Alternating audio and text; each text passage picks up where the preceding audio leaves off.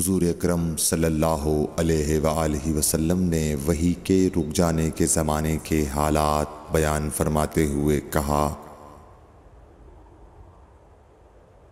کہ ایک روز میں چلا جا رہا تھا کہ اچانک میں نے آسمان کی طرف ایک آواز سنی اور میں نے اپنا سر آسمان کی طرف اٹھایا۔ کیا دیکھتا ہوں کہ وہی فرشتہ جو میرے پاس غار حرا میں آیا تھا وہ آسمان و زمین کے بیچ میں ایک کرسی پر بیٹھا ہوا ہے۔ میں اس سے ڈر گیا اور گھر آنے پر میں نے پھر کمبل اوڑھنے کی خواہش ظاہر کی۔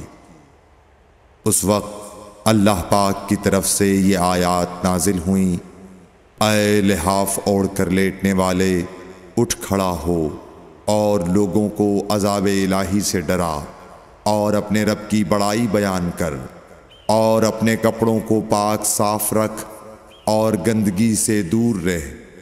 اس کے بعد وہی تیزی کے ساتھ پے در پے آنے لگی۔